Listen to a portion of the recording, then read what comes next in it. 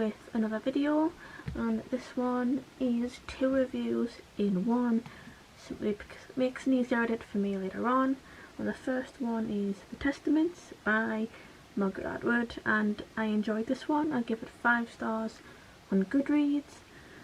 And this book is about 3 women in different periods of their life, either inside or outside of the regime, of the Gilead regime, and you get to see how their lives intertwine and how things unfold in the book before, during and after certain events inside and outside of the book, of the regime.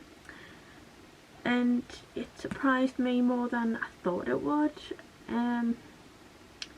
but it did intimidate me quite a bit, not knowing if it was going to be as good as The Handmaid's Tale or not.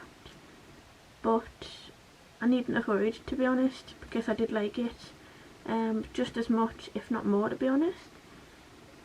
And so far with Margret Atwood's work, I have enjoyed it. I did enjoy Alias Grace as well, and want to get to Cat's Eye at some point because that one intrigues us as well. I enjoyed the development throughout the characters, especially the older lady in this, because you see what she was like a little bit before the regime, and you see what she's thinking inside of it, and so on. I'm not going to tell you what goes on because it would spoil the entire book. And you kind of understand that situation and you sympathise quite a bit with her. And the storylines intertwined quite well, and I enjoyed trying to figure out where things were going to go, in what direction, and how they were going to intertwine. And it was nice to kind of piece things together as you go along, which is what it does anyways. I find their interactions in this, as they're intertwining as well, and it fascinated us quite a bit. Although I predicted bits and pieces within the book, other bits I didn't predict, so it still kept us surprised. And none of that took away from my experience of the book, even though I was trying to guess ahead. And of course, like I said, I gave it 5 stars on Goodreads. I enjoyed this immensely, even though I was scared to read it, simply because of how good the last book was. But I did actually prefer this one, surprisingly. But I do have a lot to catch up on with her books. There's a large back catalogue of stuff, and I look forward to getting to that eventually. Hopefully in the next year or so I'll be able to get a hold of it. And the next book that I have to review is One by One by Ruth Ware, and this one is about a group of business owners slash shareholders within a company called Snoop, and they are a music company where you can listen to people as you can listen to people's music live as they're listening to it. So it's like Spotify but live. You know what people listening to in that moment, and I think it's about that developing into more and stuff like that. And they all go on a business trip into a luxury chalet on some mountains, I think in France, and things go wrong. There is an avalanche and they get stuck, and things get worse from there. And the question is, who done what? Because once someone dies, it's figuring out who did it.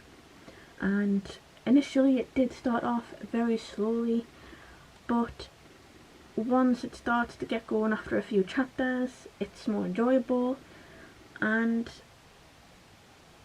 even though it's a slower start, it does give you good perspective of the people who are there, the business, and how things are going to go.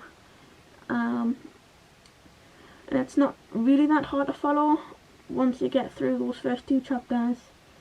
And after them first few chapters, it does get nice and exciting. It was easy to read with all of Ruth Ware's books.